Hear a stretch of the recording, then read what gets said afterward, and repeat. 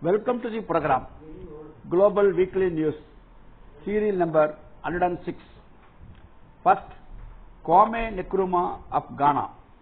On 1st July 1960, Kwame Nkrumah, the leader of Ghana's independence struggle and winner of its first democratic elections, declared Ghana a republic and took office as its first president.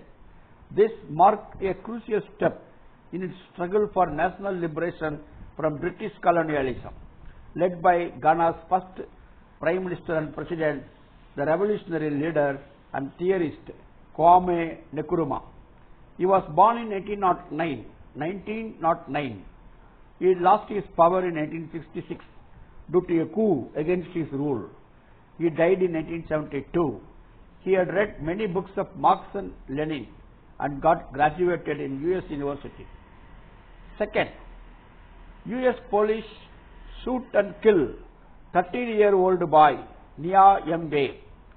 Nia Yembe was harassed, chased down, assaulted, then executed by police in Utica, New York, igniting spontaneous protest. Nia Yembe was a member of the refugee community in Utica, a city which for many decades has attracted immigrants from war-torn countries. Almost 20% of Utica's population was born outside of the United States. On 28th June, police chased and killed 13-year-old Nia Yembe.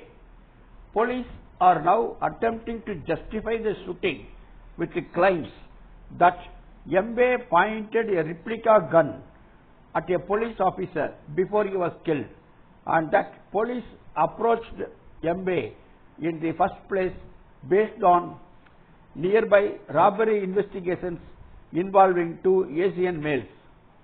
Local organizers of the protest, however, point a picture of unchecked brutality by Utica police. Nia and a friend were stopped and encircled by 3 police officers with flashlights. Nia Yembe ran in fear and the police proceeded to tackle, punch, shoot and kill him. The killing of Nia Yembe has ignited debate about the violence that refugees and other marginalized populations face at the hands of police in United States of America. Third, Chinese spy base accusations against Cuba. In a report published on 2nd July, the US corporate media giant, the Wall Street Journal, has once again leveled accusations that Cuba is hosting Chinese spy bases. Images captured from space show the growth of Cuba's electronic eavesdropping stations that are believed to be linked to China, including new construction at a previously unreported site about 70 miles from the US naval base at Guantanamo Bay, reads the report.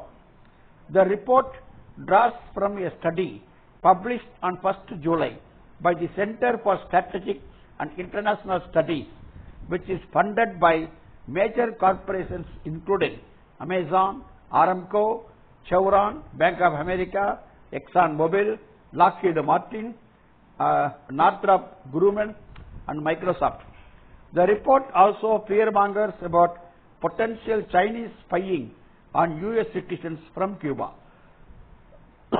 Cuban officials have vehemently denounced such allegations, which were first leveled 1 year ago. Cuba's Deputy Foreign Minister said that without citing a verifiable source or showing evidence, it seeks to scare the public with legends about Chinese military bases that do not exist and no one has seen, including the US Embassy staff in Cuba. Last year, a journalist with the independent media project Breakthrough News interviewed Cuban residents of the areas where the Wall Street Journal report alleges that there is a possible spy base. Residents seemed bewildered at the accusations. However, it is notable that the United States has long illegally occupied a region in the island known as Guantanamo Bay, where it extrajudiciously detains and tortures prisoners. Members of the Cuban military and public have also been killed by U.S. soldiers in the borders of the region. A long-standing demand of the Cuban people has been the return of Guantanamo Bay to Cuba. Coming next, last week we reported about Leonard Peltier being in prison for about 50 years. Well, he applied for parole and this week he could not get it. Leonard Peltier denied parole. Leonard Peltier was active in the American Indian movement and a beacon for both the indigenous struggle in US and the struggle to free political prisoners, now will continue to suffer in prison for an undetermined amount of time. Federal Bureau of Investigation alleged that Peltier killed 2 FBI agents and Peltier was put in prison in 1975. He has been in jail for almost 50 years. For the first time in a decade, Peltier's parole application came up for hearing on 10th June. On 2nd July, the court refused to parole for Peltier. An interim hearing has been scheduled for 2026, while a full hearing has been scheduled for June 2039, when Peltier will be 94 years old, according to Peltier's lawyer. Coming next, we are going to see about French elections. During his 7 years in office, French President Emmanuel Macron has implemented policies that dismantled the social security network and undermined the well-being of the working class. This has resulted in significant losses for Macron's Liberal Party in the recent European Parliament elections. Macron dissolved the Parliament and announced snap elections on 30th June and 7th July. In the first round of elections on 30th June, Macron's Liberal Alliance got only 21% votes. The far-right National Rally, led by Marine Le Pen, got 34% votes. The Left and Progressive Parties Alliance, New Popular Front of the Communist, Socialist and Green Party, got 29% votes. If the candidate gets more than 50% votes, he is declared elected. Out of 60 results, Macron's Liberal Alliance got only 2 seats. New Popular Front got 21 seats and the National Rally, led by Marine Le Pen, got 38 seats. On 7th July, in the second round of elections, 500 MPs will be elected. The election campaign is at high pitch. National Rally is promoting Islamophobia and anti-immigration sentiments. Worker rights are central to the New Popular Front's agenda.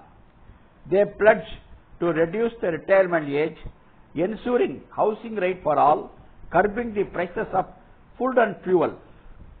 They also pledge to withdraw the controversial pension reform within 15 days of taking office.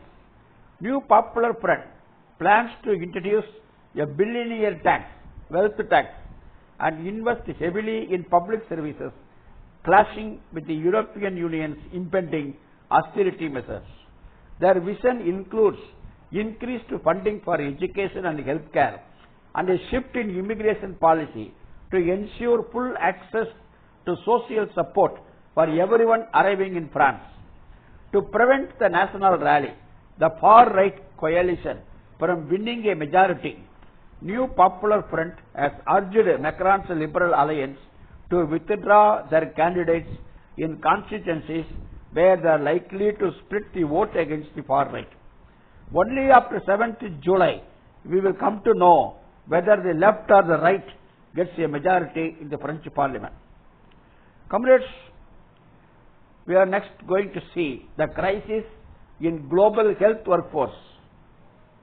Over a dozen organizations from across Europe met in Brussels on 29th June to develop a regional health workforce strategy rooted in respect and solidarity rather than exploitation and commodification. The shortage of 1 crore health and care workers by 2030 is a crisis of the shrinking of public health and care systems against the neoliberal agenda for profit extraction at the expense of workers' rights and people's health. Despite long-standing warnings from health activists and trade unionists that austerity measures would inevitably reduce accessibility and quality of care, most governments took measures such as salary cuts, workload increases, working hours enhancement, so that the appearance of strong health system is maintained. 10 high-income countries currently host 23% of the global stock of doctors, nurses and midwives, while the entire African region holds only 4%. European governments are importing cheap health force from the global south countries. The world needs more resources for health, better working conditions and debt cancellation for the global south to address the global health workforce crisis effectively, Brussels conference concluded. Comrades, yesterday on 4th July, elections took place in United Kingdom. Labour Party comes to power in United Kingdom. On 4th July, Parliament elections were held in the United Kingdom. United Kingdom means England, Wales, Scotland and Northern Ireland. All these constitute United Kingdom. The polls indicate an unprecedented victory for Keir Starmer's Labour Party, but questions remain about what will happen next. The Conservative Party was in power for 14 years. Lastly, Rishi Sunak was the Prime Minister. The United Kingdom's once robust social security network has been eroded. Right to strike was restricted.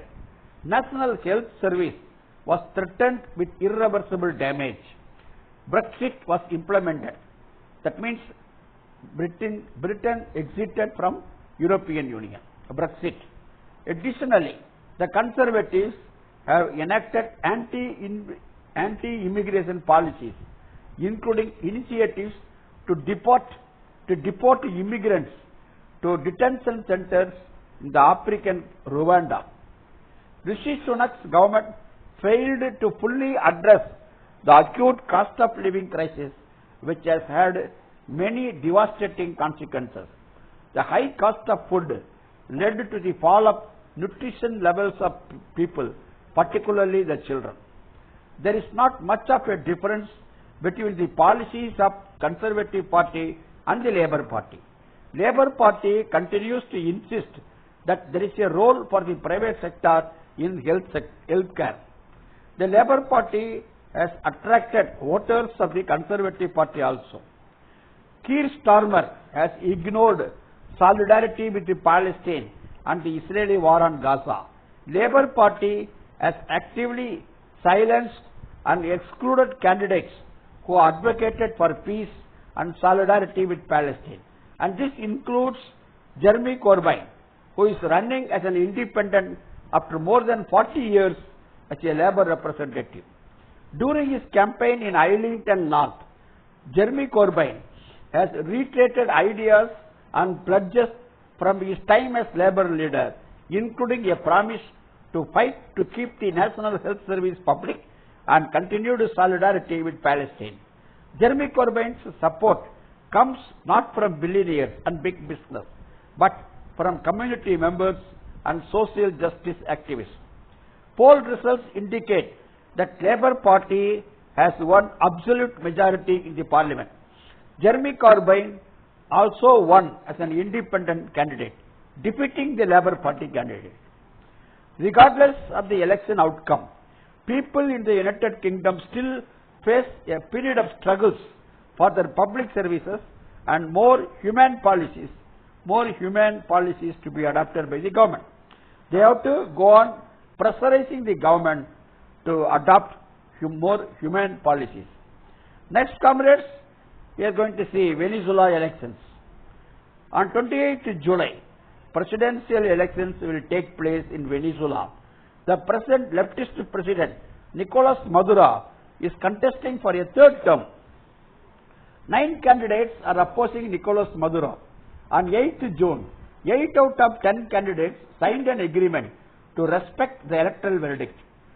Maria Corina Machado was disqualified to contest as president since he failed to file his genuine assets to the Comptroller and Auditor General. Last year in Doha, capital of Qatar, an agreement was signed between United States and Venezuela. US released Alex Saab, Venezuelan tradesman, and Venezuela released 10 US prisoners. Qatar was the mediator. Discussions between US and Venezuela took place on sanctions and issues of immigrants. For the last 10 years, relations between the two countries was not good. Between US and Venezuela, the relations were not good. In 2014, US imposed sanctions to destabilize Venezuela's economy. In 2015, these sanctions increased. In 2017, sanctions were imposed on oil exports by Venezuela. For over a century, major revenue of Venezuela is from sale of crude oil. In 2023 October, US granted licenses to Venezuela to sell oil in the international market.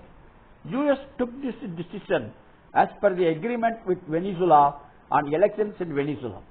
Besides, Venezuela agreed to review the disqualifications and to appoint election observers from international organizations. Venezuela's court has upheld the disqualification of Maria Corina in January 2024. After this, US began to threaten the return of sanctions and the limiting of licenses. The last meeting between the two countries, US and Venezuela, was held on 9th April 2024 in Mexico City. On that occasion, the Venezuelan Ministry of Foreign Affairs once again said that it rejects US interference. US invited Venezuela for direct talks. Venezuelan President Nicolas Maduro announced on 1st July that he will resume dialogues and negotiations with the US on 3rd July. After thinking for 2 months, Maduro accepted to talk. He will send a high-level delegation to US for direct talks with the US. Comrades, lastly, we are going to see an important summit or meeting of Shanghai Cooperation Organization. Shanghai Cooperation Organization, SCO, was established in 2001 by 6 original members: China, Russia, Uzbekistan, Tajikistan, Kazakhstan and Kyrgyzstan. It has now expanded to become 9-member organizations with India, Pakistan and Iran added later. Belarus is set to join the grouping as the 10th full member from this year. 14 other countries participate in SCO as dialogue partners. The group represents half of the world's total population and almost 1/3 of global GDP now, and is considered crucial for building a multipolar world order to counter the hegemonic approaches adopted by the countries of the West. The 24th summit meeting of the Council of Heads of States of the Shanghai Cooperation Organization was held in Astana, capital of Kazakhstan, on July 3rd and 4th. Members are meeting to discuss and find ways to enhance the regional cooperation in various fields, including security and stability, trade and economy. All member states except India have had Belt and Road Initiative projects running in their countries for over a decade now. China is seeking to take the projects to an advanced level with greater connectivity among the partners, particularly from the countries in Central Asia on its agenda. Chinese President Xi Jinping, Russian President Vladimir Putin, and Iranian caretaker President and others, including India's Foreign Minister Jaishankar and UN Secretary General Antonio Guterres, also attended the summit. See you comrades next week. Love salam. Thank you.